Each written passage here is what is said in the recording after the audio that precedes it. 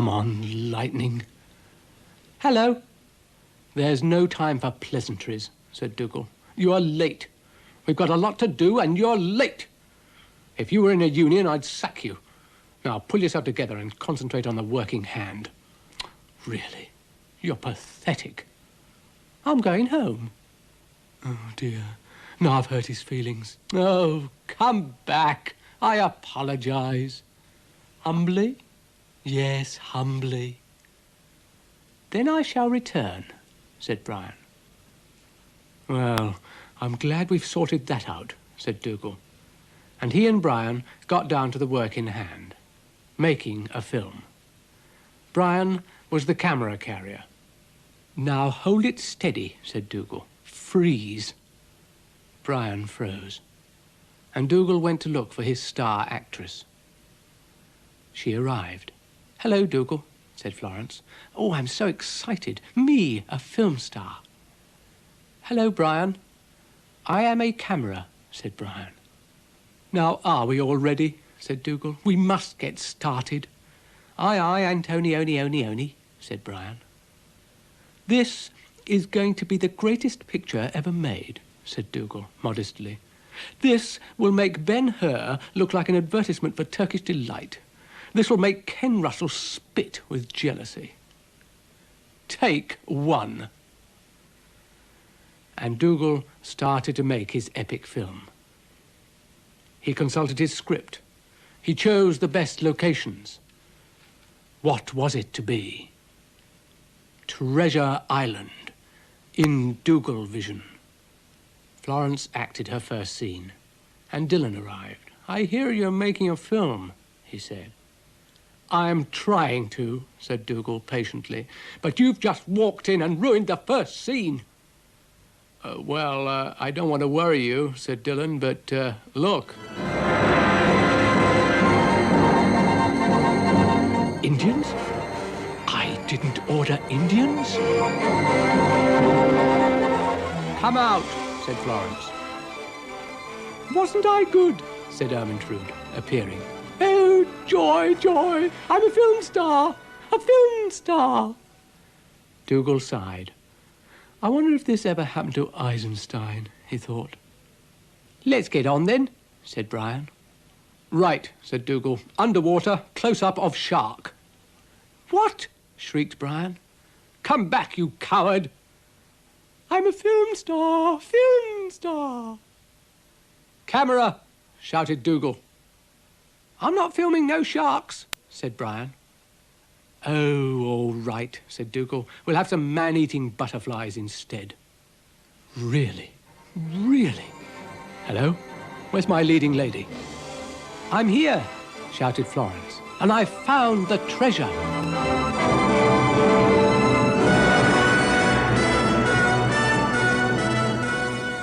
How exciting, breathed Florence. Captain Cook's treasure. Now, wait a minute, said Dougal. Wait a minute. What's the use of doing the treasure scene without the camera? Really? Why does everyone have to be so stupid? Knew that would happen, said Florence. I knew that would happen, said Dougal. What's in there, Dougal? Said Florence. Treasure, said Dougal. It was a large lump of sugar, and I'll trouble you all to keep your thieving hands off it.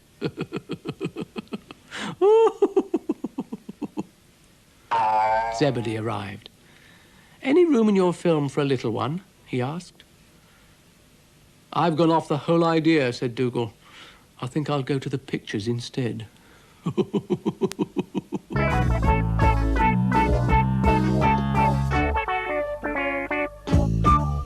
Florence arrived at the roundabout and met Mr. Rusty. Hello, he said. Hello, Mr. Rusty, said Florence. Oh, I do like your hair, said Mr. Rusty. Have you had it done? Yes, said Florence. A little. Well, it's very nice, said Mr. Rusty. Is that what they call a bob? Bobs were very popular when I was a lad. Zebedee arrived. Hello, you, said Florence. Hello, said Zebedee. Look. Well, what a coincidence, said Mr. Rusty. A walking stick, just like mine. And he gave the stick to Florence. Don't forget to twirl it, he said. So Florence twirled it. Shall we go? Said Zebedee. Why not? Said Florence. In the garden, Florence found more walking sticks. So she did a lot of twirling. And so did Zebedee.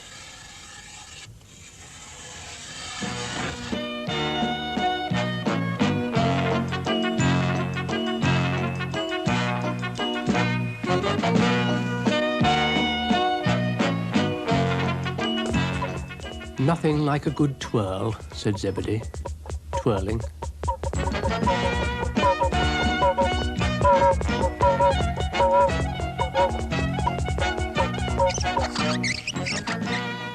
What are you doing, Dougal? Fishing. Now, that's not true, Dougal, said Florence. Oh, all right, said Dougal. I'm watering these canes. Watering? Watering. Well, you see, it's my crop of sugar cane, and I don't want them wilting, do I? This is my special watering machine. Stops them wilting. There's nothing worse than a wilting cane. That's what I always say. Hello? What's this? You've picked one, you vandal. Oh, you fiends. And you, how many have you got? Don't attempt to deny it. Come on, empty your pockets. Turn round. Oh. If I plant myself, will you water me, dear heart? Said Ermintrude. Oh, get off, said Dougal. Vandalism. Typical. Florence and Zebedee tried to explain to Dougal. And Mr. McHenry came in. What do you think you're doing? Asked Dougal. This is a private watering machine, I'll have you know. Whatever next? I don't know. First vandalism, then mad gardeners. Mr. McHenry apologized. I got carried away, he said. Someone ought to carry you away, muttered Dougal. Florence asked Zebedee if she could have a sugar walking stick. I've never tried a sugar walking stick, she said.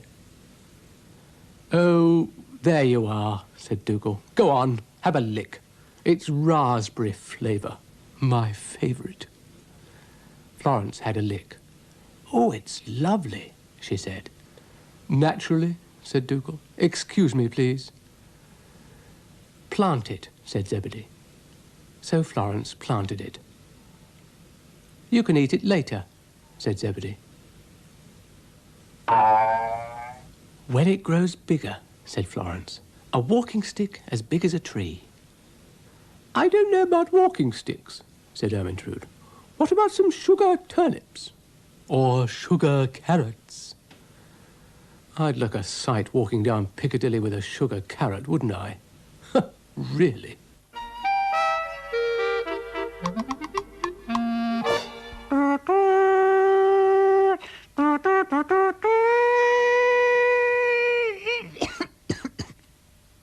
Lovely, said Florence.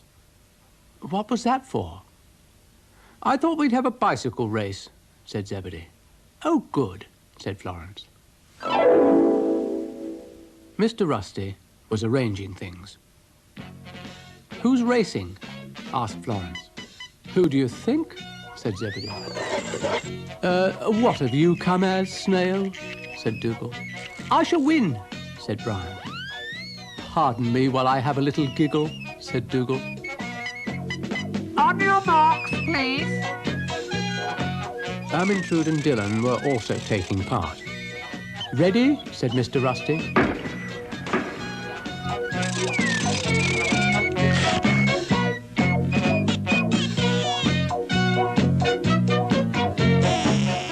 How exciting, said Florence.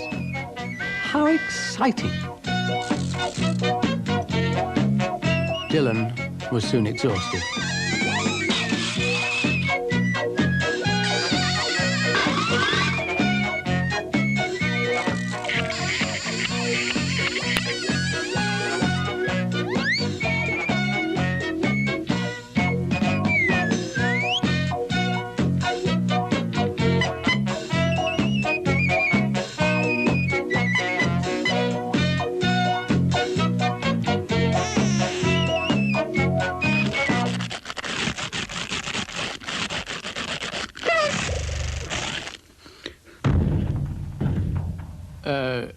careful with a tree, ma'am, said Dillon. What are you doing up there, little rabbit? I reckon it's like, safer and not so tiring, ma'am. Funny fellow. Here we go again. What was that? It was me. Well, lying on the ground won't win the race, dear heart, said Ermintrude. Dougal put his brakes on. I'm not sure he knows what he's doing, said Brian. Well, I can't stop here chatting to you, said Ermintrude. I must get on with the race and win. Win! Crazy. Brian remounted. No, hang about.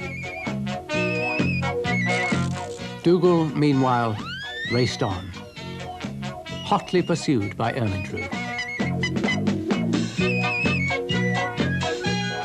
Am I all right for Silverstone?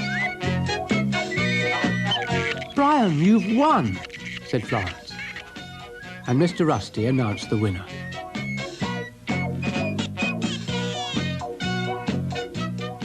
I have a feeling there's going to be, like, trouble about this.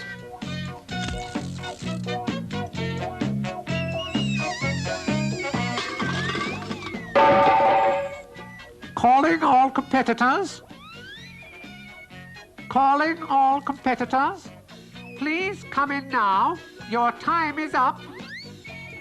Well, something's up, dear heart, but I'm not quite sure what.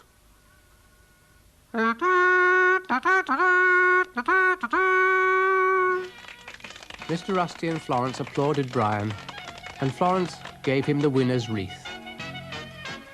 Hello. Do you mean to tell me, said Dougal, that pathetic little moppet came in first? He couldn't beat an egg. Here, Dougal. Consolation prize. Thank you. Couldn't beat an egg.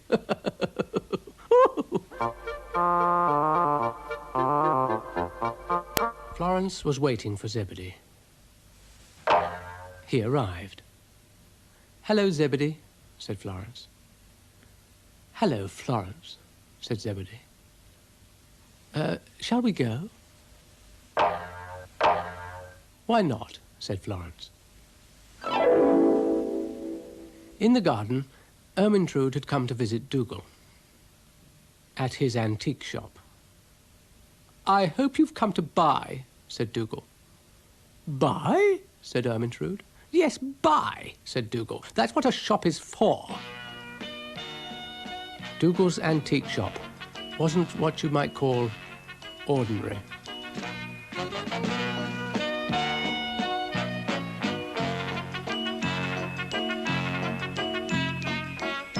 Stop it, you fools.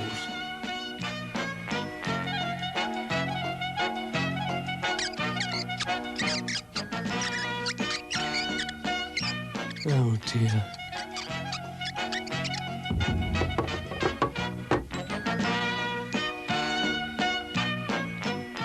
There was one thing in Dougal's shop which was marvellous.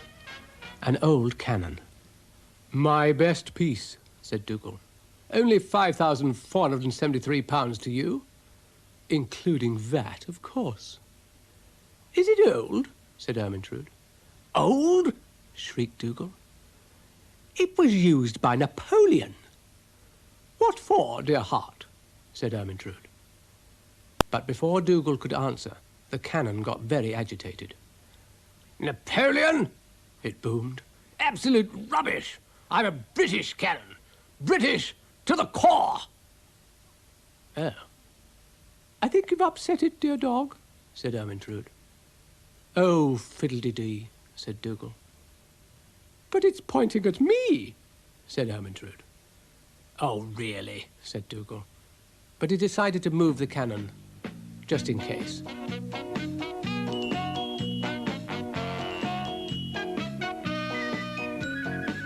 And he gave it a bit of a dust, just to calm it down. Don't do that, you absolute bounder, roared the cannon. We cannons hate being dusted. It's so humiliating. And it makes us sneeze.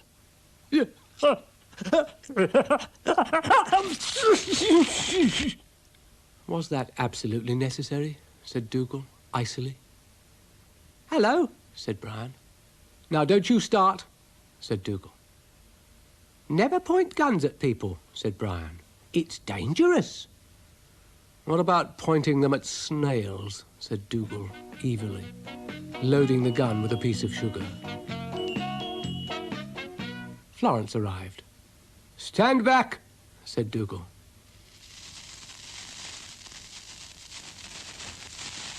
Who did that? What absolute cad did that? Bounder! Excuse me, said Dougal. No good will come of this, said Brian. What? They've done it again. Someone's going to be court-martialed for this. Oh, go off, said Dougal, giggling.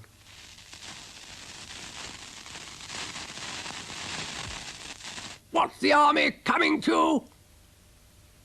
I don't think it's very happy, said Florence. I don't see why not, said Dougal. It's got a lump of sugar, which is more than I have. And there's no war on. Well, not here, anyway. No war on! No war on! Great balls of fire! Oh, dear, said Florence. Did it go off? Said Ermintrude, trembling. Very off, said Brian. Well, that's that, said Florence. Oh, dear, I'll never be promoted now. Still a lance corporal. How humiliating.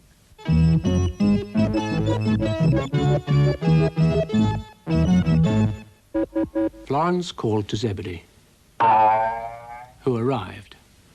Oh, there you are, said Florence. Yes, here I am, said Zebedee.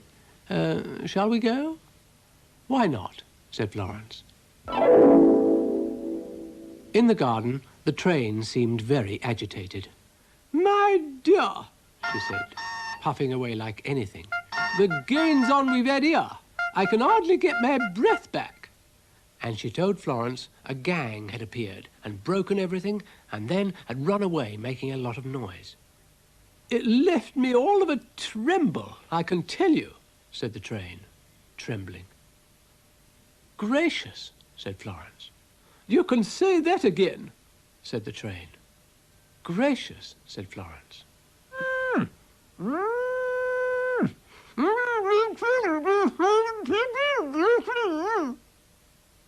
Florence untied Ermintrude.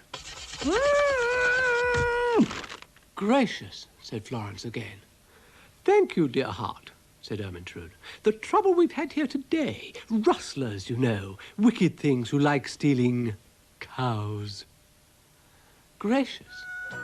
But help was at hand. Now, what seems to be the trouble here? Said Dougal. Rustlers, my dear, said Ermintrude. I've been molested. Tied up, said Florence. Hoof and foot, said Ermintrude. It won't do. Well, now, which way did the ornery coyotes go? The what? Said Florence. The, I never keep this up. Oh, I'll get a sore throat. Well, what are you going to do?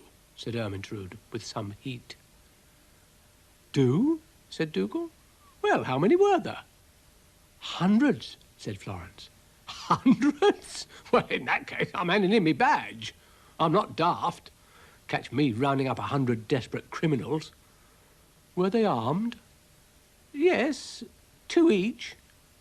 No, I mean, did they have guns and knives and things? I don't know. Yes, they did.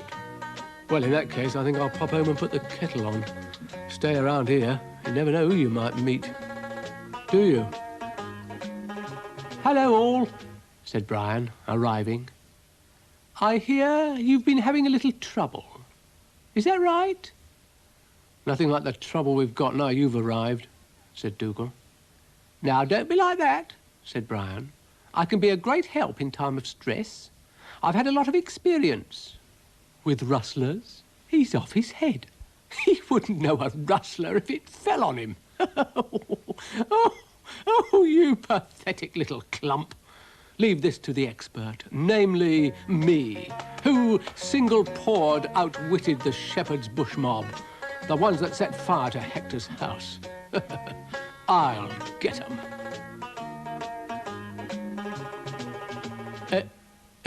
Oh. Go get him, Sheriff!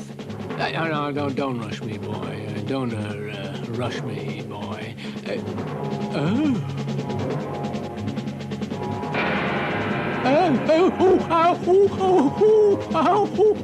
Oh, run for your lives, it's a lion! London's burning, the dam's burst, women and dogs first! Now, Dougal, don't get confused. And Ermintrude laughed like anything. If there's one thing I hate, said Dougal slowly. Yes, said Florence. It's silly jokers, said Dougal. Now, I can take a joke. I can take a joke with the best. But there are jokes and jokes. Dougal was listening. What are you listening for? Said Brian. Quiet, said Dougal. Yeah, should be right. Yes, just here, I think. Yes. Brian listened. Oh, get up, said Dougal. I'm listening, said Brian. What are we listening for? Worms, said Dougal. Eek, said Brian. Oh, come back, said Dougal.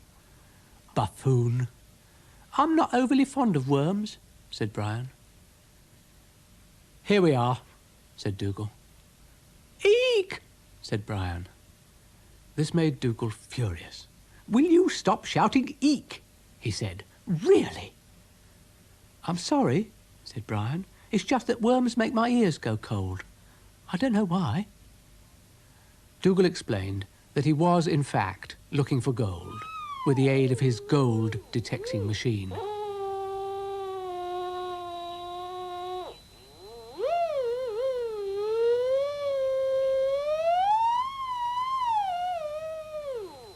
Eek!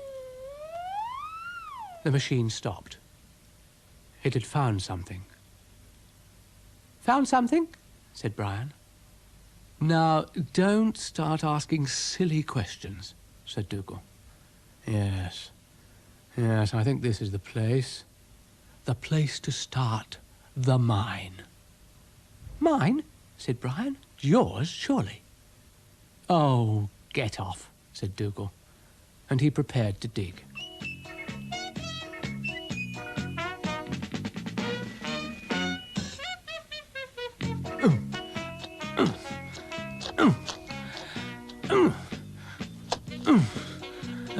Get my helmet, said Dougal.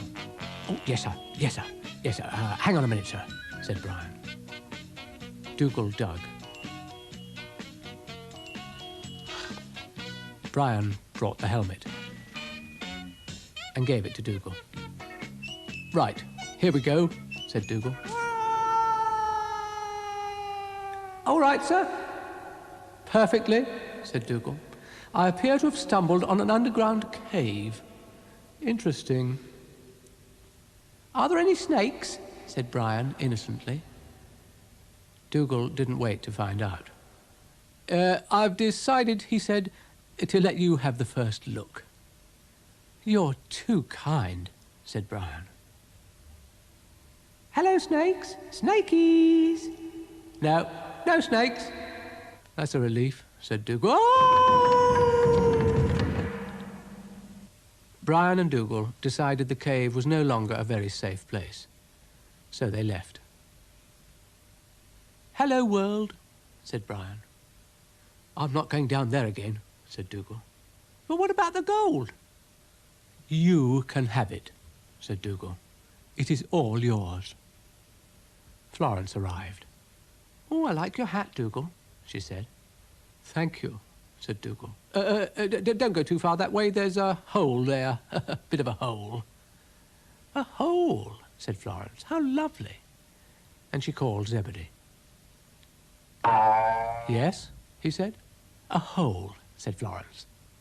"A hole?" said Zebedee. "A hole," they said. "How exciting," said Zebedee. "An actual hole." "Someone's being slightly sarcastic," said Dougal. "Evening all." Zebedee arrived at the roundabout. And so did Florence, hurrying because she was a bit late. "You're late," said Zebedee. "Only a little," said Florence. "Just like a woman," said Zebedee. "Oh, you," said Florence.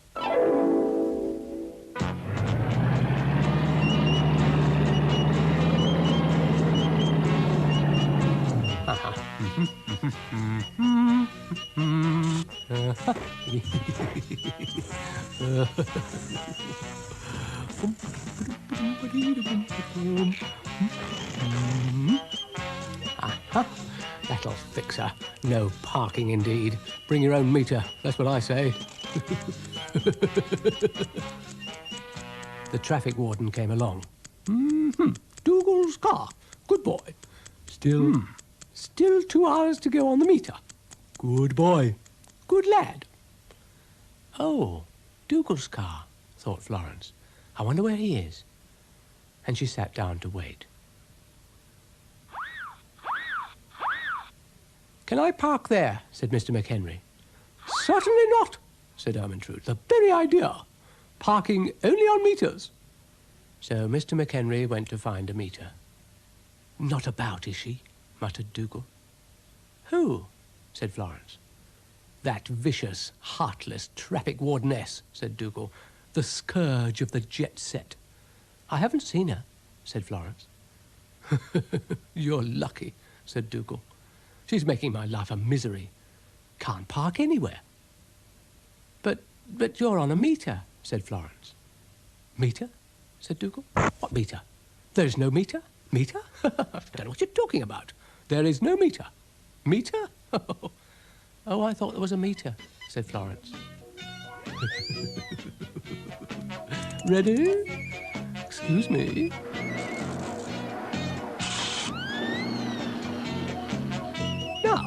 Now there's a meter here," said Ermintrude.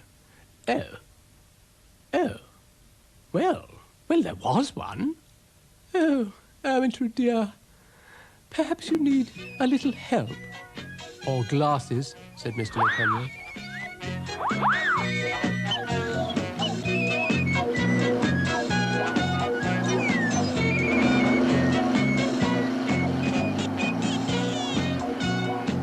"We have as much fun as people, don't we?" said Dougal. "This'll do," he said. "Out you get. I'll just have a look round." Florence got out. "Thank you, Dougal," she said.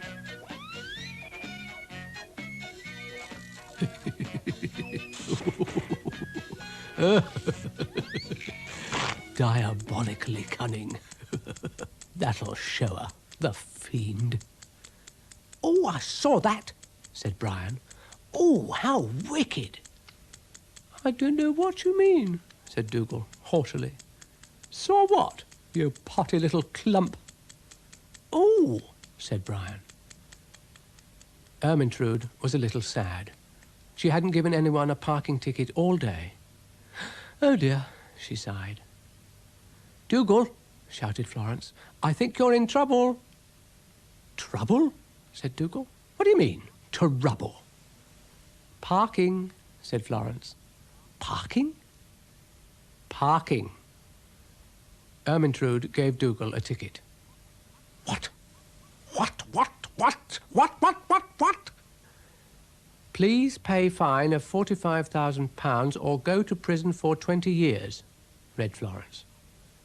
"But I've got a meter," said Dougal. "I'm a legitimate parker. I'm legal." "Get up, you fool. You can't do this. Want a bet?"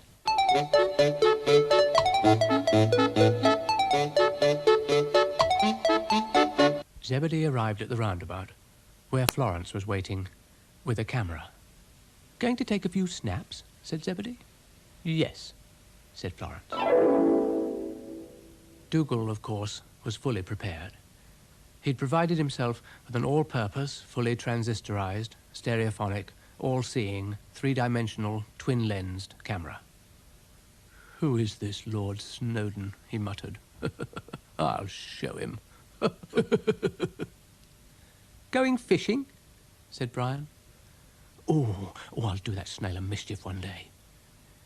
"Dr. Livingstone, I presume?" said Brian. "This is a camera," said Dougal, pompously. "Does it work?" said Brian. "Of course I work," said the camera. So Brian adopted a few poses. "Don't waste film," said Dougal to the camera. And Brian rushed off to tell everybody about it. Florence arrived, and Brian told her about Dougal's talking camera. He told Ermintrude. "Wait till you see it," he said. But Ermintrude had her own camera, all-purpose, fully transistorized, etc. "You've got one," said Brian. "It was given to me by a friend," said Ermintrude coyly. "Dear Cecil, such a lovely boy. He said it was fully automatic. All you had to do was pull a knob. Like this." "Oh, not so hard," said the camera. "Sorry," said Ermintrude. "Oh, I know someone who's going to be very upset about this," said Brian. "I mention no names, but he's short, fat and hairy, and is the only dog with a three-dimensional camera. He is going to be furious." "Oh, fiddly-dee," said Ermintrude. "Come along, dear. Let's go and snap something before it gets dark." "Are you sure you wouldn't rather walk?" said the camera heavily. "No, thank you," said Ermintrude. Dougal's camera was getting a little restless. "Come on," it said. "Oh, all right," said Dougal.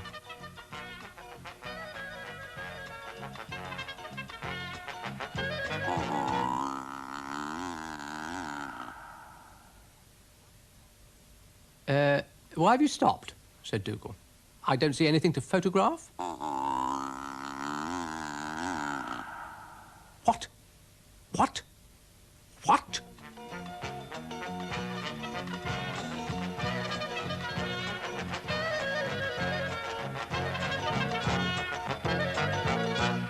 "Where's your camera, Dougal?" asked Florence. "You may well ask," said Dougal. "It's gone mad." "Found it?" said Brian. "Oh, don't ask silly questions," said Dougal hotly. Oh, I don't know why I started all this," he said. "Shall I take your picture, Dougal?" said Florence. "Smile, please." Dougal did his best. But there was a sudden noise behind a bush. "I've lost my camera," said Ermintrude. "Oh, I feel faint," said Dougal, fainting. "Fainting won't help," said Ermintrude. And Brian and Ermintrude and Florence all looked at Dougal. "Why have you fainted?"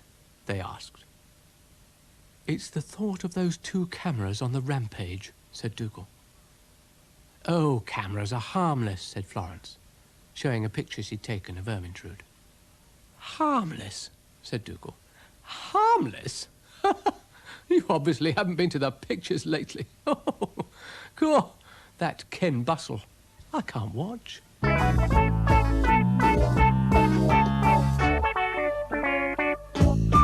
"Now, before you say anything," said Dougal, "I want you to think very, very carefully." "Oh," said Brian. "Oh, oh, oh." "I might have known I'd get no sense out of him," muttered Dougal, and he pulled his caravan towards his car. "Here we go," he said. "Oh." Left the keys in the caravan.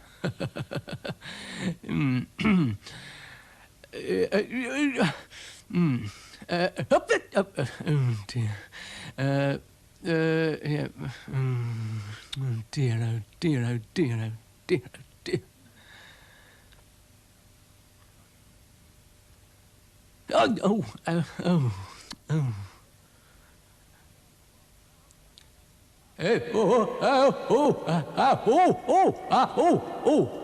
Oh. Really? Oh, I don't know. Really? Florence was waiting for Zebedee. Hello, he said. I've been waiting for you, said Florence. Not long, I hope, said Zebedee. I got held up in the traffic. Excuses, excuses, said Florence. Dougal was applying science to the art of caravanning. Yes, that should hold it, I think. He went to get his keys. I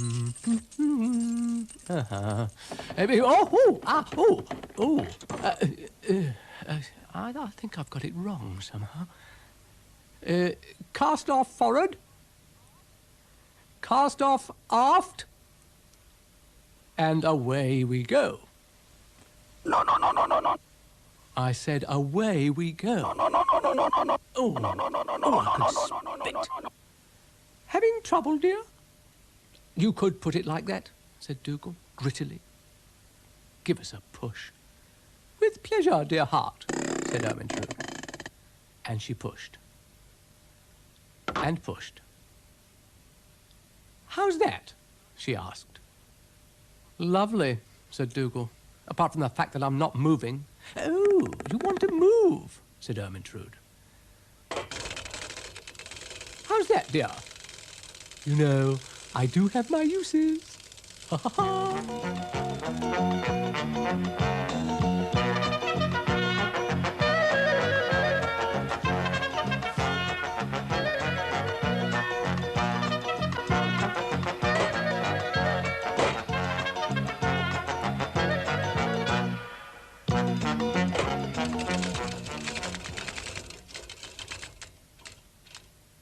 I think I'll stay here, sighed Dougal. I've come to give you another push, said Ermintrude. Ready? No, said Dougal. I'm all right, thank you. Are you quite sure? Said Ermintrude. I'm absolutely positive, shouted Dougal. Oh, well, said Ermintrude. It's probably just as well. You know, I do feel a wee bit shaky. Nothing to what I feel, said Dougal. Oh, now it's decided to go. Typical. Florence came along. Hello, Dougal, she said. Hello, said Dougal. Have you ever been in a caravan? No, said Florence. Oh, you'll have to move that, said Brian. What? Said Dougal. How can I move it? It's got no wheels. Exactly, said Brian. You've put a house in our green belt. Oh, I might have known that snail was in town and country planning, said Dougal. Want a cup of tea?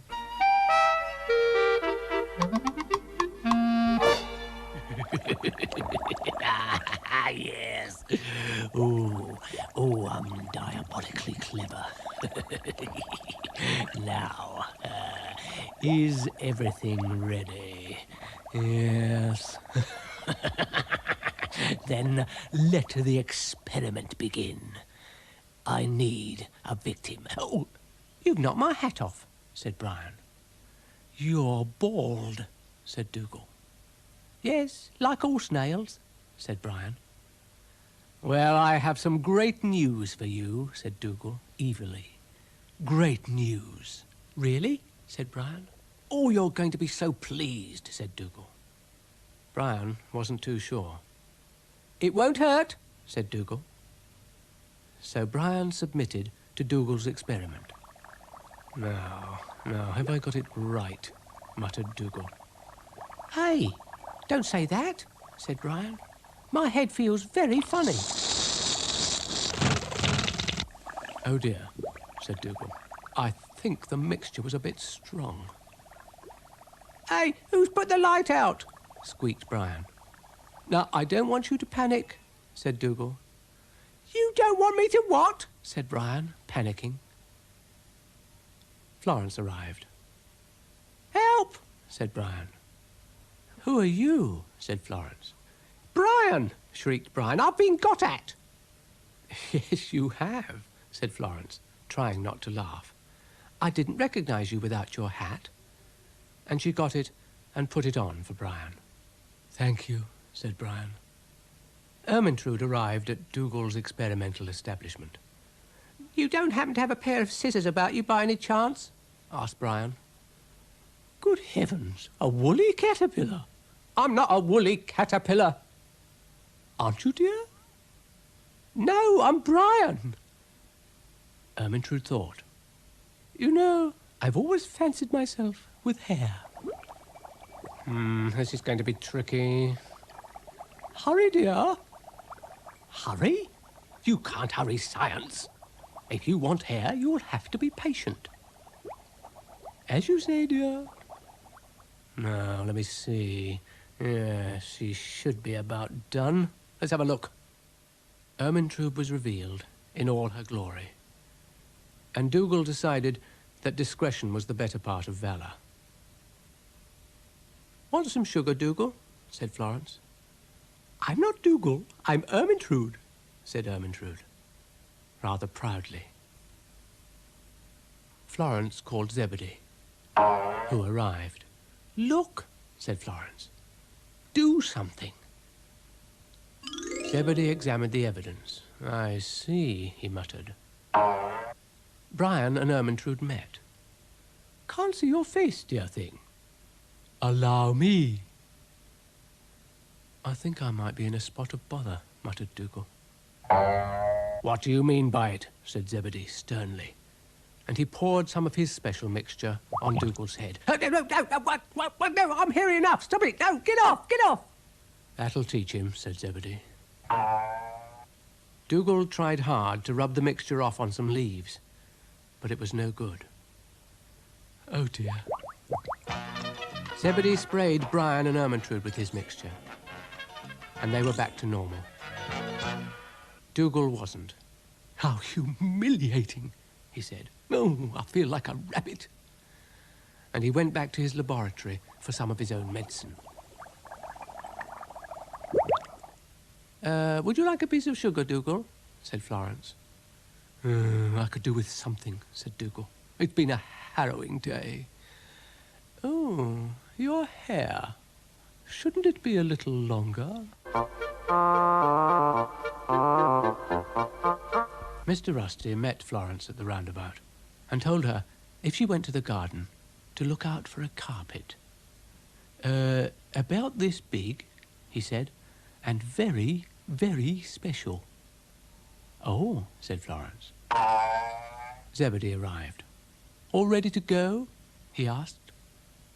"Ready," said Florence. "Come on, then," said Zebedee. All right," said Florence.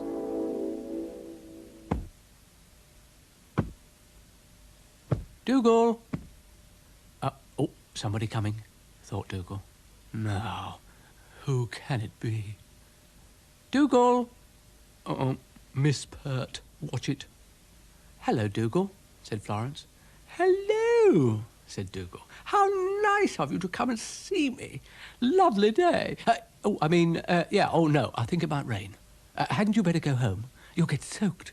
You'll get very wet. Oh, your hair will be all draggly. You'll look awful." "Dougal, it's a lovely day," said Florence. Yes, but the forecast's very bad. Typhoons, I think they said, with snow and fog and all that. Eek. Oh, no, what? Get up. Oh, quiet, you fool. Quiet. Oh.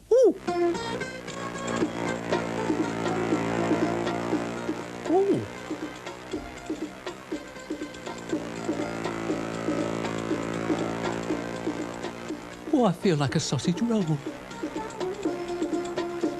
"What's happening?" said Brian. "I think Dougal's got a flying carpet," said Florence.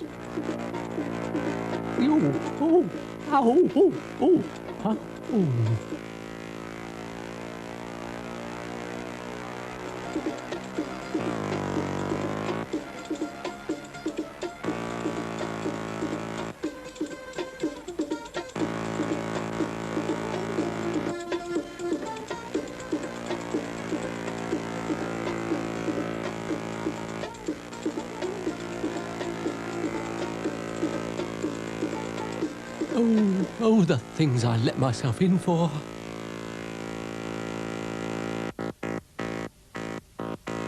Hey, oh, ah, oh, oh, oh, oh, oh, oh, oh, oh, oh, oh, oh, oh. Come in, number 3, your time is up.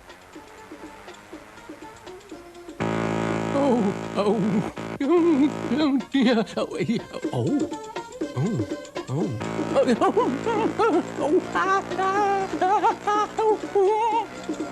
Come back, Dougal.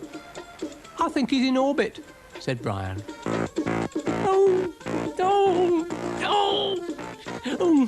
Oh, put me down, you demented axemisser, you.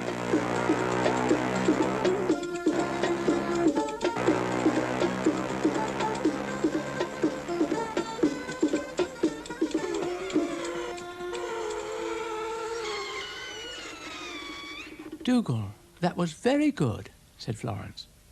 I feel slightly sick, said Dougal. What made it do that? Magic? Oh, just a carpet. I'm not so sure, Dougal, said Florence. Watch. Good gracious, said Dougal. It eats sugar. A cannibal carpet. We'll all be chewed up in its warp and weft. You see. You see. Can I have a go? Said Brian. But the carpet disappeared. Just our luck, said Dougal. It doesn't like snails. Typical. Ah! Ah! Get me the government. Mr. Rusty's phone rang. Is that the government?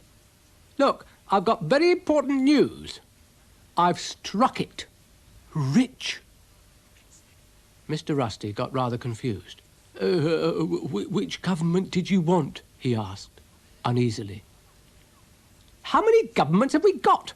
Shrieked Dougal. I've struck oil, and I want them to know. I see, yes. You've struck oil, and you want them to know. I wonder who that is. Now, have you got that, government? Yes, yes, thank you, said Mr. Rusty. Now, I wonder what all that was about. And when Florence arrived, he told her all about it. Dougal says he struck oil, which is very lucky, because I want some, for me lamp. Would you take it and get some for me, please? Florence said she would be delighted. And when Zebedee arrived, she told him about Dougal striking oil, and how she was taking Mr. Rusty's lamp to be filled. Sounds very interesting, said Zebedee. Shall we go?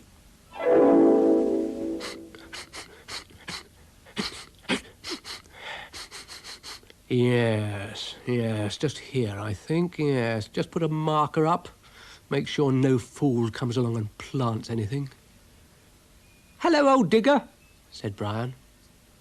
I trust you are not staying long, said Dougal.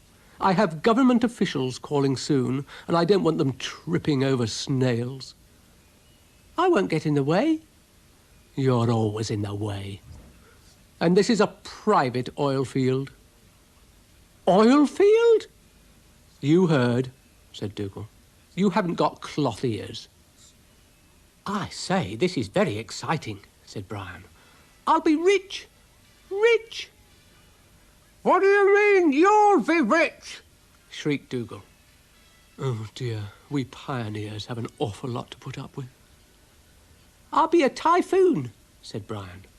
What's happening? Said Ermintrude. It's an oil field, said Brian. We're all going to be filthy rich, especially me. I shall be a snailionaire, and I shall retire from public life. I shall buy a yacht and a lot of toffees and have me shell painted. Goodness, exclaimed Ermintrude. And she got very excited at the thought of being rich. Mmm! Dougal, meanwhile, was preparing his pipeline. Any moment now, he thought, someone's going to mention pollution. Dougal, called Florence. Now, don't tell me about pollution, said Dougal. I know all about pollution, and I'm against it. More or less. I don't know what you're talking about, said Florence. I just need some oil. Are you from the government? Said Dougal. I'm expecting a deputation. No, I'm from Mr. Rusty, said Florence. Well, doesn't the government know? Said Dougal, faintly. Do you mean to say I've built all this for nothing? Ermintrude and Brian got a bit worried. Where's the oil? Said Ermintrude. I'll have a look, said Brian.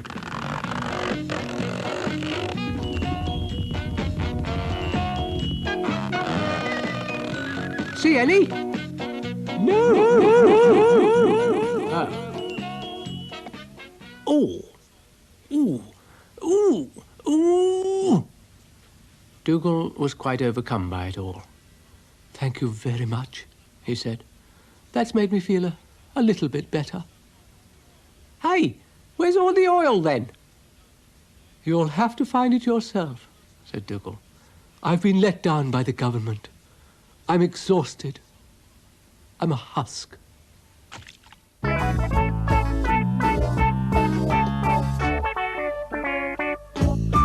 Dougal was thinking about standing for Parliament. The people will vote for me, he mused. My campaign is irresistible. Vote for Dougal! What a pretty face. Mr. Rusty wanted to know what was going on. I'm entering Parliament, said Dougal. Parliament? Yes. Roadhog! Shouted Brian. I wonder how this thing stops, thought Dougal.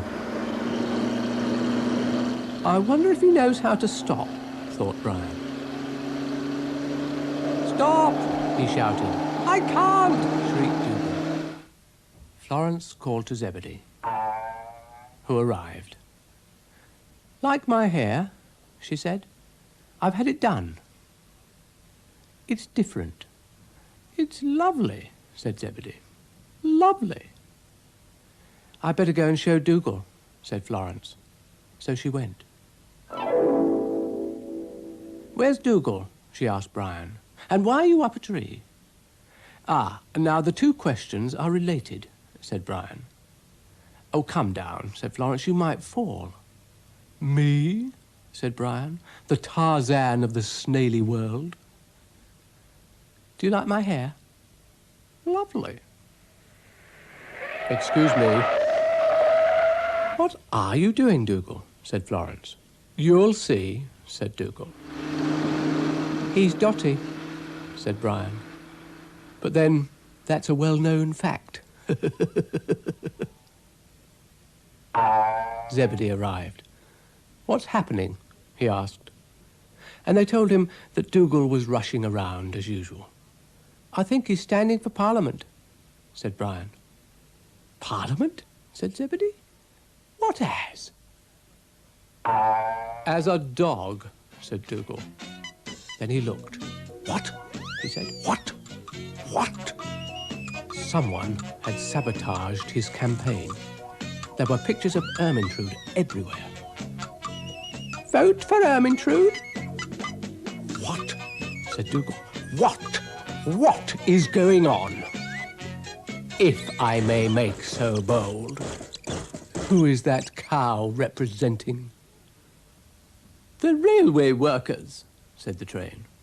She's promised us shorter hours, longer tea breaks, and a trip to Crewe every weekend.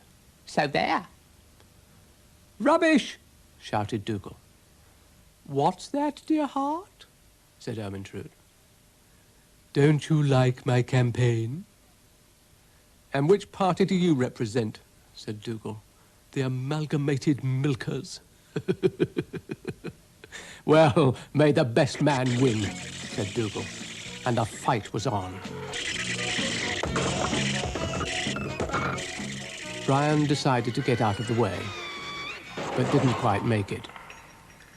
I take it you are voting for me, said Dougal. I feel I should warn you that if you don't, I shall leap on you and pound you into the ground. Is that quite ethical? Said Brian. Florence told Dougal that she would vote for him and gave him a lump of sugar. Bliss, said Dougal. Would you like to hear my speech? I'm in favour of the 4-day week, the 3-hour day, the 47-minute hour, and the 32nd minute. This gives me time to do a lot of lying about in the sun and eating.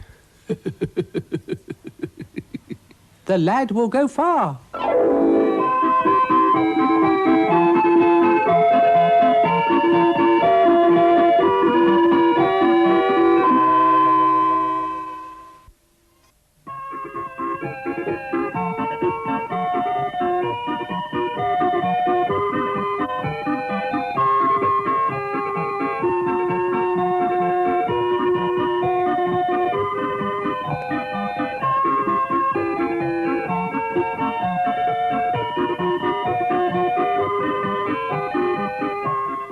At the roundabout, Florence met Mr. Rusty, who said he had something to show her.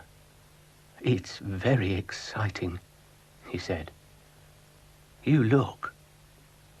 "What is it?" said Florence. "It's so exciting I can hardly contain myself," said Mr. Rusty. You try blowing that." So Florence blew. Zebedee arrived. "What are you doing?" he asked. "Blowing bubbles." "Blowing bubbles?"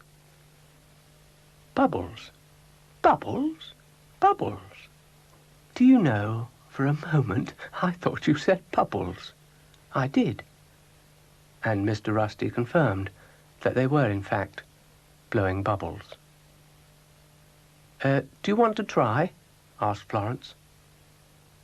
"Well, I think I'd better," said Zebedee. So he did. "Ah! You can take it if you want to," said Mr. Rusty. "Thank you," said Florence. "I can think of someone who'd love it," said Zebedee. "Dougal," said Florence. "Of course."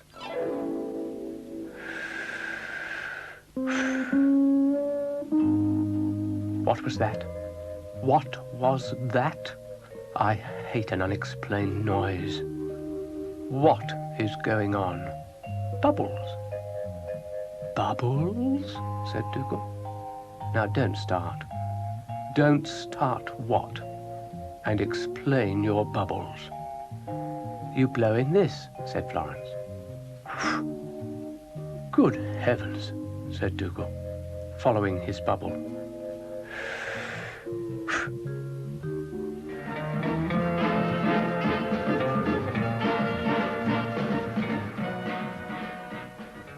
The train arrived while Dougal was following his bubble, and Florence could see they were on a collision course. "Look out, Dougal," she called. Too late. "Ah! Madam," said Dougal. The train got quite heated.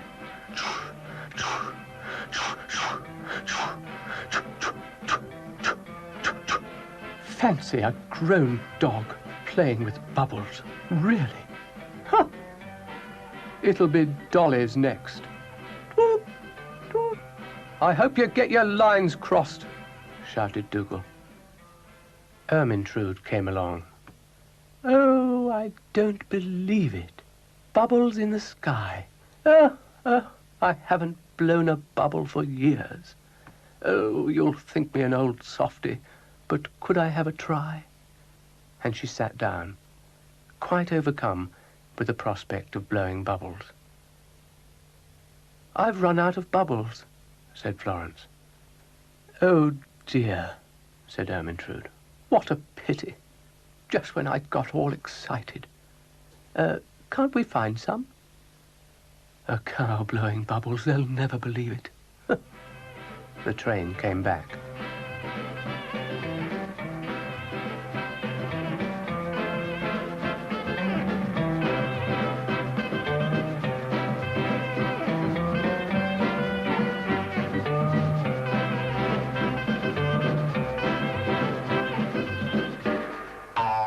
And Zebedee arrived.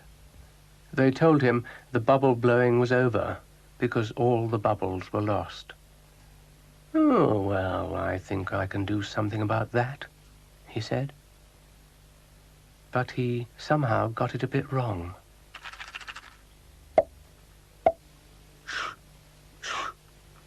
"I'm forever blowing, but whoops!"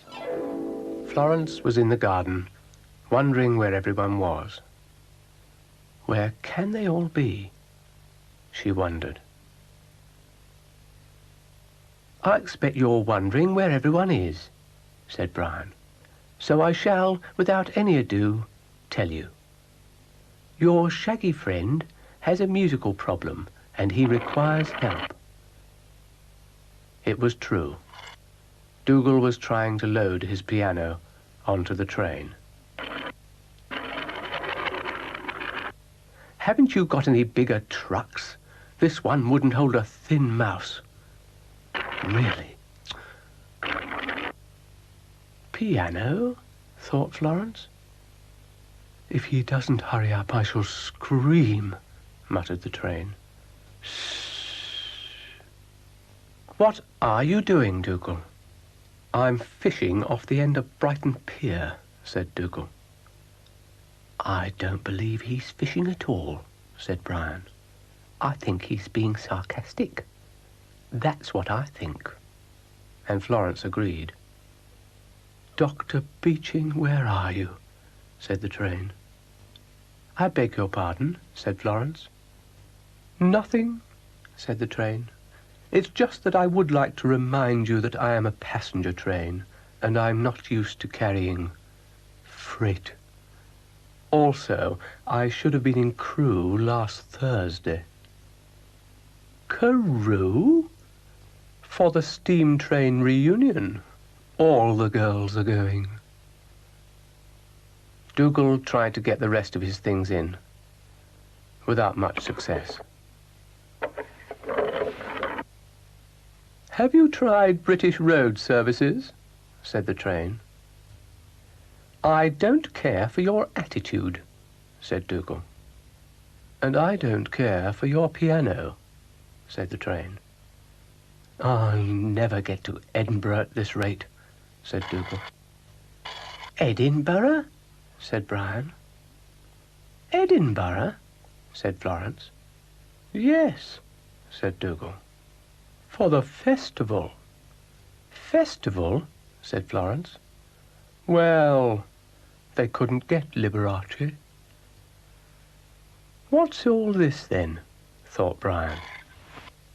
And Florence said she'd help if Dougal promised to keep calm. "I am calm," said Dougal. "You don't look very calm," said Brian. "He's about as calm as an elephant stampede," said the train. "Now, as I see it," said Florence very calmly, "we've got to get that piano onto that train." "Well, I'm glad we've established that," said the train. "I was beginning to get worried." They pushed.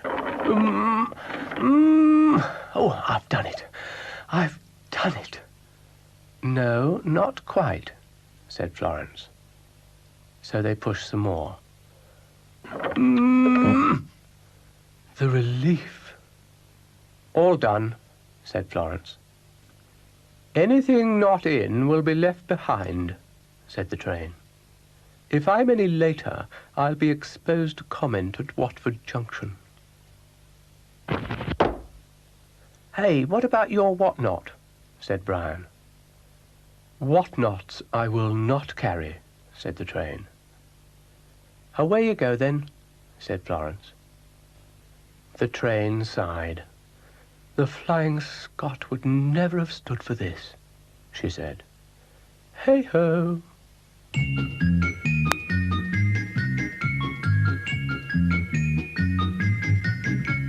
St. George for England and St. Pancras for Scotland. "Cats," said Dougal unexpectedly.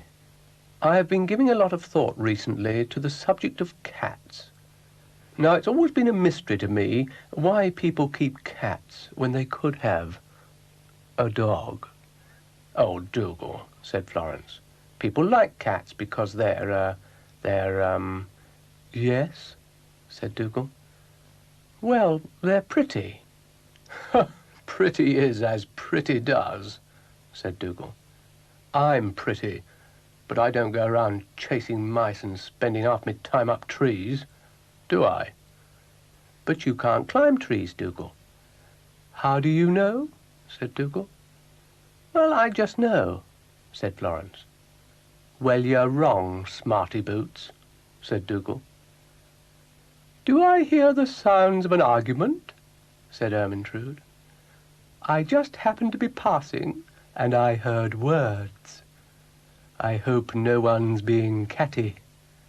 "Funny you should say that," said Dougal. "Very funny," said Florence. Brian arrived. "Hello, dear thing. What do you think of cats?" said Dougal. "Oh, I think they're jolly little creatures," said Ermyntrude. "And they drink milk, so they must have a lot of common sense." "I like cats," said Brian. "You like anything," said Dougal. "What's all this interest in cats suddenly?" said Ermyntrude. "They climb trees." "Well, who doesn't?" said Ermyntrude. "Yes, who?" said Brian. "I don't know," said Florence. So they all went to see how good everyone was at climbing trees. "What I like about this place," said Ermyntrude, "is that there's never a dull moment." "Well, I'm not too sure about this tree-climbing business," said Florence. "Why, dear?" said Ermyntrude. "If it keeps them out of trouble." "What trouble?" said Florence. "I don't know, dear heart. Just something my old mother used to say." Dougal was trying out his cat-like qualities.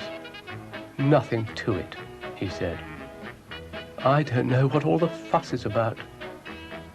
"Well, you're the only one making any fuss," said Ermyntrude, up a little tree. "As you so rightly said, there's nothing to it, is there?" "Come with me," said Dougal grimly. "What's going on?" said Brian. "They're pretending to be cats," said Florence. "Cats, ma'am?" said Dillon. "Did I hear like, cats?" "Cats," said Florence. "I don't know, ma'am," said Dillon. "Whenever I hear the word cats, I feel like, sleepy." "Come on," sighed Florence. Dougal and Ermyntrude were having a tree-climbing contest. "I think I win by a short leaf, dear heart," said Ermyntrude. "What a lovely view. I think I can see the sea. I don't know, birds must have a lot of fun. Are you all right there? Do I detect a wobble?" "No, you do not detect a wobble. I am perfectly stable. I just feel a bit sick, that's all." "How are you going to get down?" said Florence. "We'll wait for autumn," they said. "What shall we do today?" said Florence. "Well, I've had a thought," said Zebedee. "Tell me," said Florence. "I want a photograph," said Zebedee. "What of?" said Florence, "or rather, who of?" "Everyone," said Zebedee. "I want it for my album, just in case." "In case of what?" But Zebedee didn't answer. "Zebedee wants a photograph." "Of me?" said Dougal. "Of everyone," said Florence. Oddly enough, Dougal had his camera with him. "Why, Dougal, you've got your camera with you," said Florence. "Hello, hello, hello," said Brian. "Hey, hold it right there, Snail. I have a little job for you." "Oh, ecstasy! Oh, bliss!" "We'll have less of the heavy sarcasm and more attention to what I say," said Dougal. "Please." Florence told Mr. Rusty about the photograph, and Mr. Rusty said he thought it was a good idea. Just in case. Dillon wondered where everyone was. It was so peaceful. "Not for long," said Ermyntrude. Meanwhile, back at the camera, Florence and Mr. Rusty were also wondering where everyone was. So they went to look. Well, I'm here, said Dougal. Yes, but you're not exactly everyone, are you? Said Mr. Rusty. And Zebedee wanted everyone, in case. In case of what? Said Dougal. Is he worried he's not going to see us again? Or something? I don't know, said Florence. Well, I think it's very sinister, said Dougal. I'm all ready, said Brian. But Mr. Rusty said they should try to get everyone. Zebedee wanted a photograph of everyone. I wonder why, said Florence, worried. Well, perhaps they're writing him out of the series, said Dougal. Like they do, if you're not careful. I've been ready for hours, said Brian. We'll take one, said Mr. Rusty, just in case. So get snapping, mollusk. And mind you get me right profile. The others are here, said Florence. Where have you been? Said Dougal. We've been waiting for days. All right, then. Everyone in position, please. Positions, said Brian. Where's the birdie, Dougal?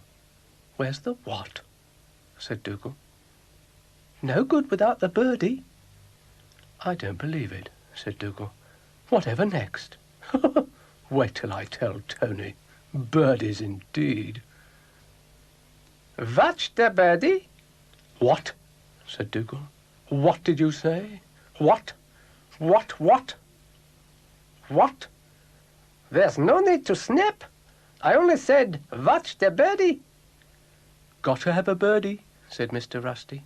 No good without a birdie. No good at all. It's a well-known fact. And it's also a well-known fact, said Dougal, that if we don't take this picture soon, we'll be part of the news headlines. Oh, I'm sure they'll wait for us, Dougal, said Florence. I'll be a birdie, said Brian.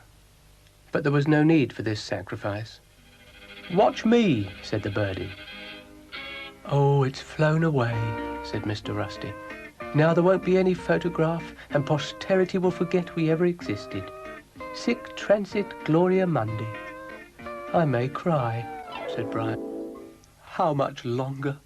Said Dougal. I've got a crick in my neck. My left front foot's gone to sleep and my nerves are jangling. Absolutely jangling. Nearly finished, man. Have you caught the essential me? For Dylan was making a sculpture of Dougal. I wouldn't want anyone to see it before it's finished. Do you think that notice will keep them away? Asked Dougal. Meanwhile, Florence and Mr. Rusty were talking. What do you think of the international situation? Said Florence. I try not to, said Mr. Rusty. Very wise, said Florence. I wonder where Zebedee is. And they called him. And he arrived. There's something creative going on in the garden, he said. Oh, said Florence. Oh, said Ermintrude. I can't begin to tell you what's going on here. Try, said Florence. Have a guess, said Ermintrude. Go on. You've jumped over the moon, said Mr. Rusty. Silly thing, said Ermintrude. I don't do that any more. And she went to see how Dougal's sculpture was coming on. Please, ma'am, said Dylan. It's not finished yet. We'll let you know, said Dougal. Oh, it's not finished yet, and they're going to let us know, said Ermintrude. Oh, the excitement of it all. Tra-la, tra-la.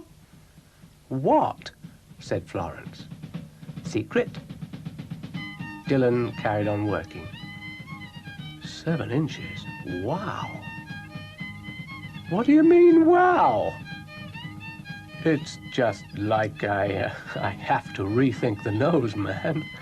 It's 7 inches across. Like, wow.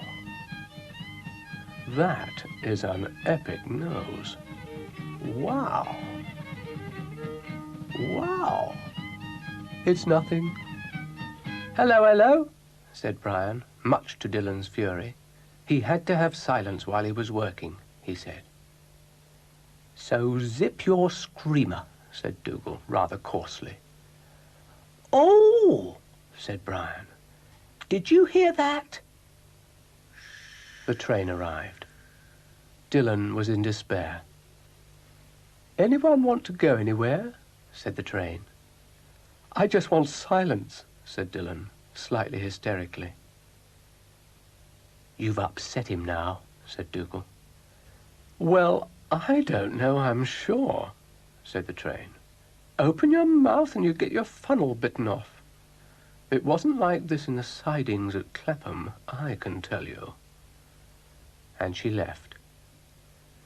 I have never known anything like it in all my puff, she said. Ooh. Ah! Sorry, said Mr. McHenry. And Dylan said he really didn't know what he was doing anymore. No, doesn't look like it, said Dougal. Hello all, said Mr. McHenry. Dylan lost control. He's lost control. Who's not to be disturbed, said Mr. Rusty. I can't go on, said Dylan. I can't. Something went on. I've something to say, said the clay statue. It's like, time for bed. Babies. Zebedee had gathered together an orchestra, and the concert was about to begin. Follow me closely, he said, hopefully. And they all said they would. We are poised, said Brian.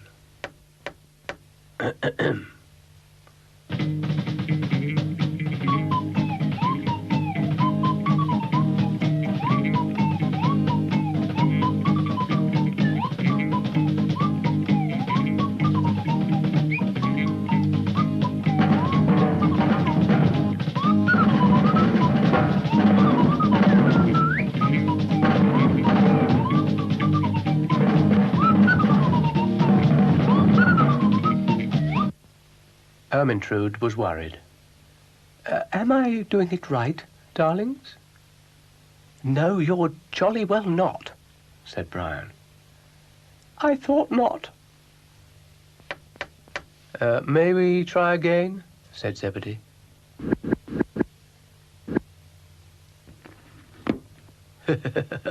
Oh, silly old me. It was never like this in the Halle. Get your hooves out of it. No need to be like that, said Ermintrude. And Zebedee restarted. All together now, he said.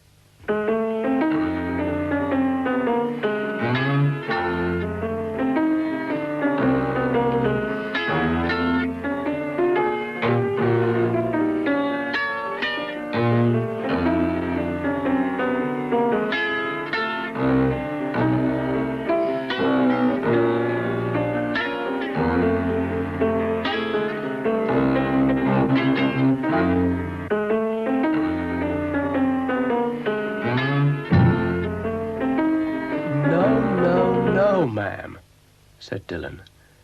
Follow the beat. Please. Ermintrude promised to try harder and apologized for holding them up.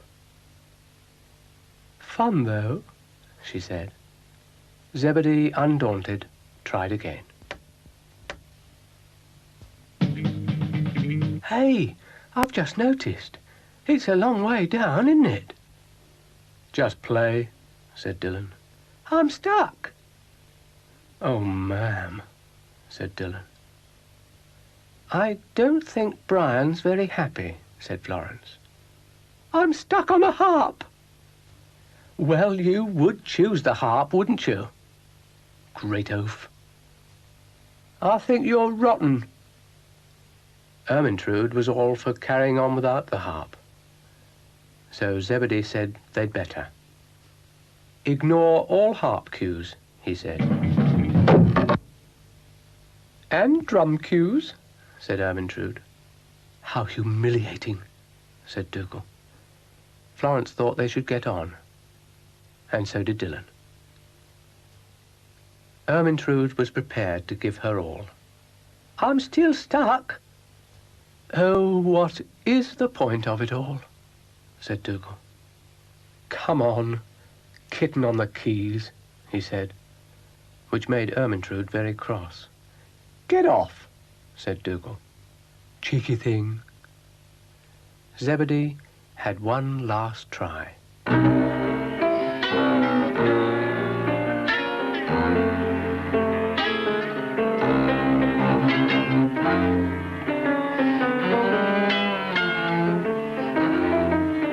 Brian solved his particular problem. I'm unstuck, he said. And lovely with it. I think a lullaby to finish with, sighed Zebedee, as it's time for bed.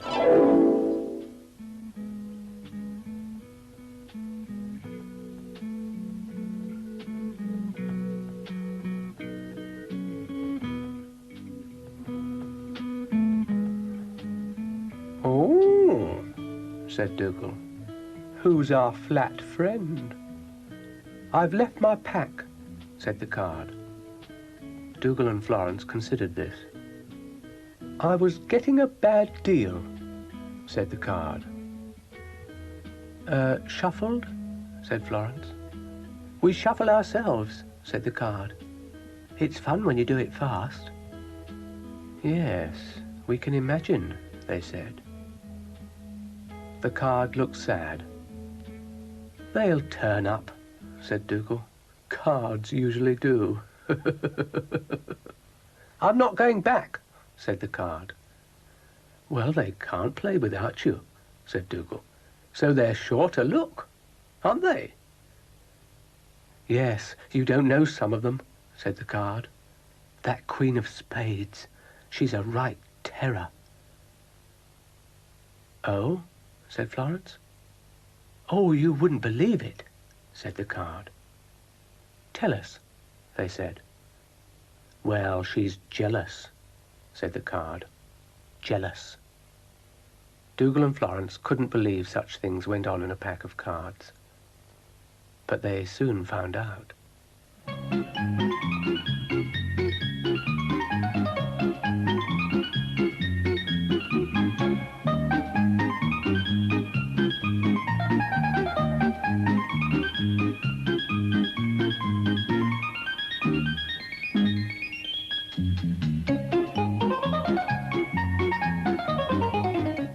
I'll never be able to play Patience again, said Dougal. Where is he? Said the Queen of Spades. Oh, she looks a right madam, whispered Dougal. Where is he? Said the King of Clubs. Shall we tell? Said Dougal. Oh, I don't know, said Florence. Where is he? Asked the other cards. He's always getting out, and when we catch him, we're going to wallop him. Wallop him, they said. Wallop him well. Florence and Dougal thought the pack of cards was rather fierce for a pack of cards. Yes, they're awful, said the lost card. But the other cards asked Dougal and Florence to see it from their point of view. I mean, what was the good of a pack with one card missing? We can't be played with, they said. And that's no fun, they said. That's quite true, said Florence. Whose side are you on? The side of reason, said Florence. And the King and Queen thought that was very clever and asked everyone to give her a big hand. A pack with one missing is hopeless, said Florence. And all the cards cheered like anything. All right, I'll go back, said the Jack of Hearts. And they shuffled him in before he could say 3 no trumps.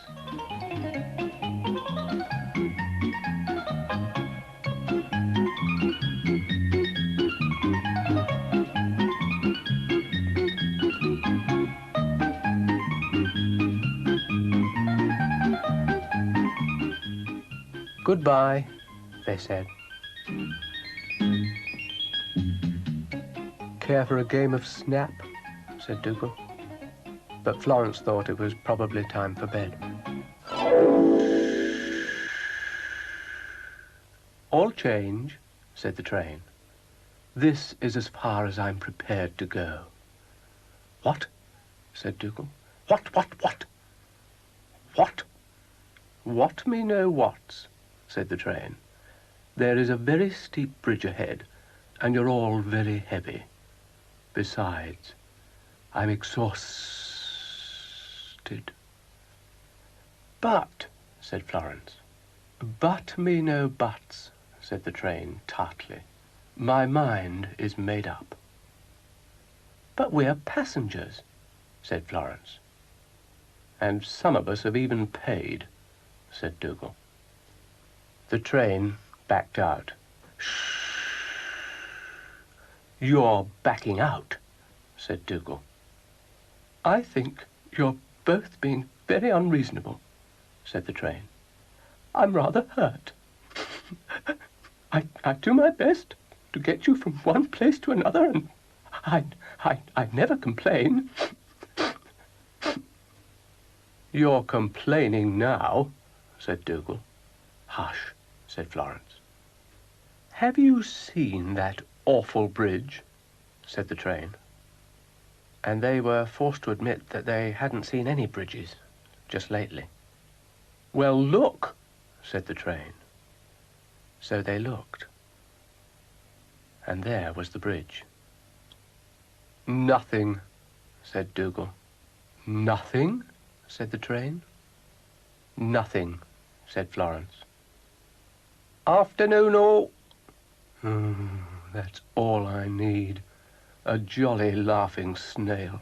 The things I suffer. Morning all. Make up your mind. Evening all. Really, said Dougal. Really. And he went to investigate the bridge. Morning, said Brian. Now don't start that again, said Dougal. The train, having had a rest, pulled herself together and prepared to carry on. You know, I've never seen this bridge before, said Florence. Well, it's just been built, said Brian. Specially. Specially for what? Said Dougal. Yes, specially for what? Said Florence. Toffee, said Brian. Toffee? Said Dougal. Toffee? Did you say toffee? Toffee, said Florence. Toffee, said the train. Yes, very runny toffee, said Brian. It got spilt, so they had to build a bridge. I wonder, mused Florence. What do you wonder? Eh?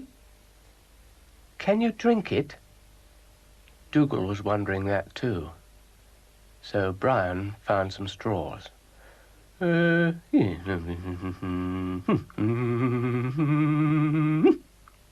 Thank you, said Dougal. You're welcome, said Brian.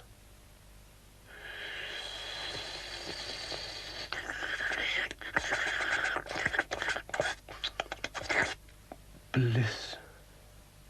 I hope you've left some, said Florence. For the rest of us. The train, seeing that the bridge was no longer necessary, decided to carry on the easy way. All aboard, she said.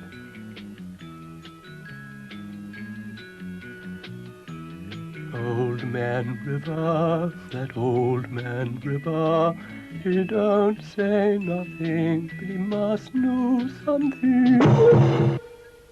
Oh dear. Oh dear.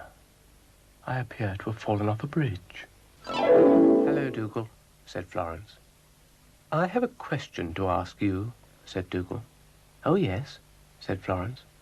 I hope you won't mind. What is it? Well, do you feel, said Dougal, that you are achieving anything?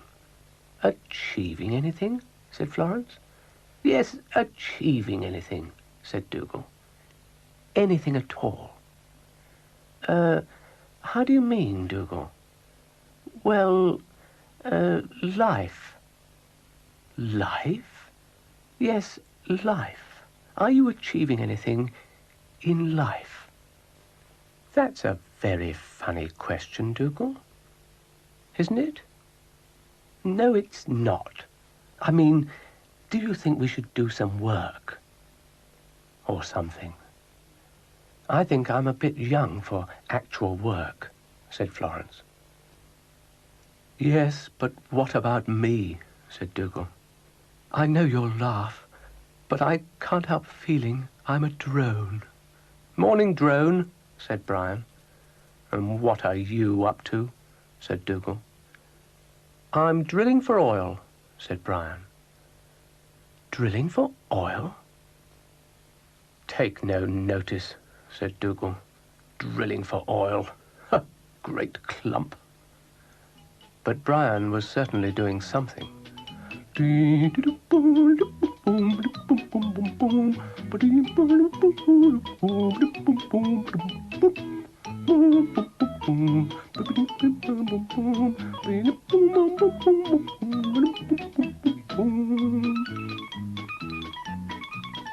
Dougal and Florence watched with interest.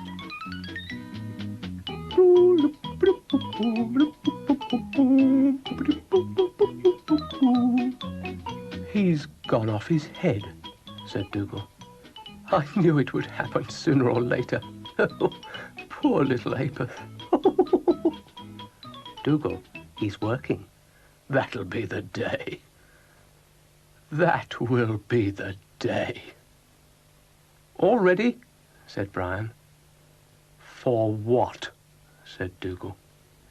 Now don't be scathing, Dougal. Scathing? I'm not scathing. Yes, you are. Isn't it marvellous? I ask a simple question and I'm accused of scathe. Ready then? Said Brian. I am, said Florence. Ready for what? Said Dougal. All systems go, said Brian.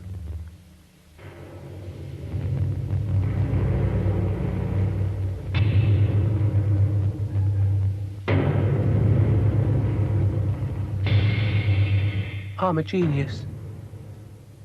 He's digging great holes in the garden, said Dougal. He's drilling, said Florence. Like he said. For oil, said Brian. Have you found any? Said Florence. Does Mogul know about this? Said Dougal. Hello, hello. What's all this then? Oh dear, said Florence. You seem to be digging in someone else's oil well. It's your friend, said Dougal. Remember? What are you doing on my patch? Said Brian. Watch it, lad. You'll catch it now, said Dougal. Any oil in this garden belongs to me, said the lamp. Hello, young Florence. How are you? Doing nicely, I hope? I'm a misunderstood genius, said Brian. Hello, said Florence. You took the word out of my mouth, said Dougal. What shall we do? Said Florence. What about climbing Mount Everest? Now, be sensible, Dougal, please. Well, what's wrong with climbing Mount Everest? Pray? It's been done, said Florence. Twice. By a dog? Well, I don't feel like it. Well, that's a fine attitude, I must say. Oh, come on, Dougal. Where would we be if everyone said they didn't want to climb Mount Everest? Moping about in the foothills of life. Don't go on, Dougal. I shall go on as much as I like. Oh, look. I'm not at all sure I want to, said Dougal. It's a banana, said Florence. Call me Frank, said the banana. They considered this. I think, said Dougal heavily, it's going to be one of those days. Florence met a pear. And what's all this? Said Dougal. I'm a pear, said the pear. Then why is there only one of you? Said Dougal. You know, said Florence, I've never seen talking fruit before. Not ever. You're not the only one, said Dougal. A lemon appeared. Have you seen my friends? It asked. And what's your name then? Said Dougal. Ron. Ron? Said Florence. But you can call me Mabel, said the lemon, laughing. I'm getting very confused, said Florence. You're not the only one, said Dougal. I've heard of fruit salad, but this is ridiculous. Frank. They decided to find out where all the fruit had come from, and they wondered if Dylan knew. Dylan was asleep. Does he know? Said Florence. He wouldn't know if his ears were on fire, said Dougal. What a day. They looked around for some more fruit and discovered a pineapple doing a little dance. If it says its name's Ada, I'll strike it, said Dougal. How did you know? Said the pineapple. An inspired guess, said Dougal. The pineapple laughed a lot and did another little dance and left. She's a card, our Ada, said the banana. You know, I don't think I can stand it, said Dougal. Please tell me it's not happening. But it was. An apple, said Florence. I'm not an apple. I'm a quince. A quince? Said Dougal. Yes, said the quince. But I'm in disguise. If you'll excuse me, said Dougal, I think I'll slip away.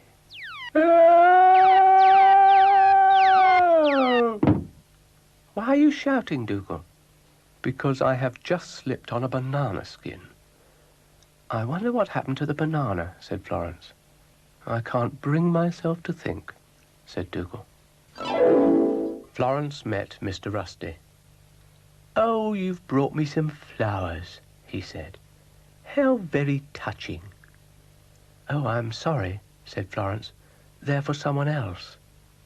I knew they were, said Mr. Rusty. I was only joking. Who are they for, then? Hey? Dylan, said Florence. Flowers for Dylan, said Zebedee. He needs flowers. He's invited me to a party, said Florence. Dougal was invited too. I wonder what's cooking, he said. Not carrots, I hope. Greetings, guests, said Dylan. What's cooking? Said Florence. It's a surprise, ma'am, said Dylan. I hope you're going to like it. For you, said Florence. Why, ma'am, you shouldn't have bothered. I didn't bother, said Dougal. It's the thought, Dougal. Yes, well, I thought I wouldn't bother. I'm here, said Brian. Oh, bully, said Dougal. Ermintrude. Here, dear heart. Hello. Oh, I am looking forward to this. I'm so hungry. Careful. She'll eat it all, hissed Dougal. Do I hear a little doggy voice? Where are you, dear boy? Show yourself. Yes, said Dougal. You're frightened I'm going to eat too much, aren't you? Silly Billy. I'm a very small eater. Dylan said everything was ready. I hope you like it, he said. I wonder what it is, said Florence. Ready? Said Brian. Surely, said Dylan. Goody, said Brian.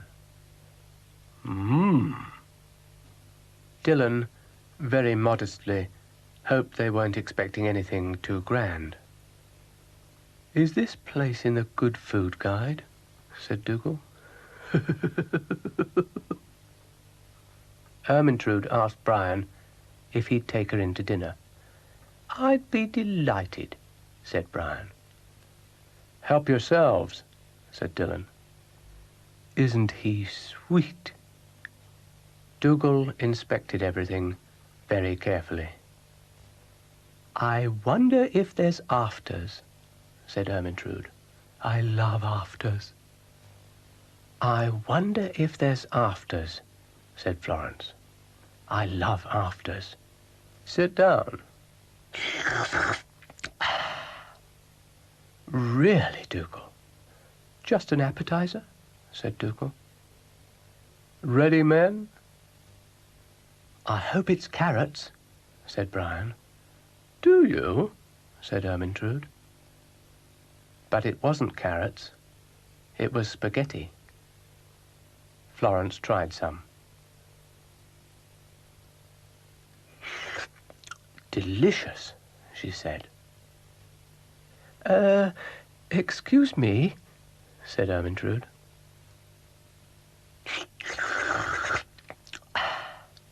Good, said Dylan. Very good, said Florence.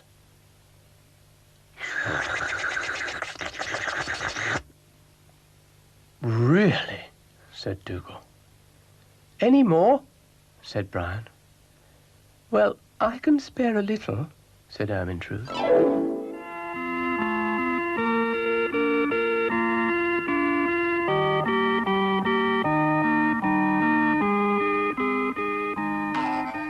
Ah, it brings tears to my eyes, said Zebedee. Everyone enjoying themselves? Yes, thank you very much, they said. Zebedee was very pleased, and he twirled with pleasure, so much that he exhausted himself. Oh, phew. Florence thanked Mr. Rusty. I see you've got your friends with you, said Zebedee. Yes, said Florence. Well, does everyone want to go to the garden? Said Zebedee. And they all said they did. Nothing would give them greater pleasure, they said.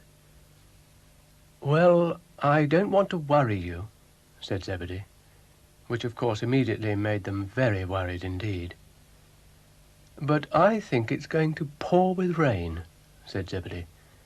I get a funny feeling in my spring when the glass is falling, and from the feeling now, I think we're in for a deluge.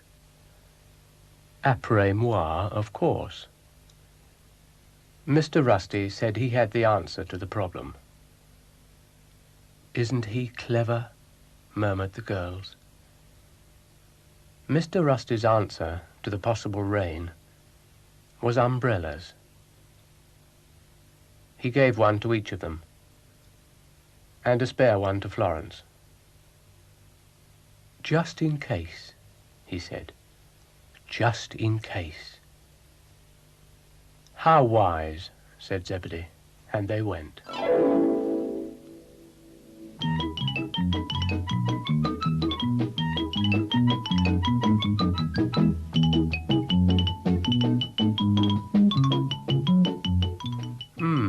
Not raining yet.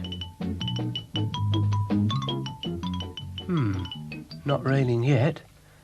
I wonder if Dougal knows it's going to rain. Dougal knew. Hello, Dougal. I see you've heard the news, said Dougal.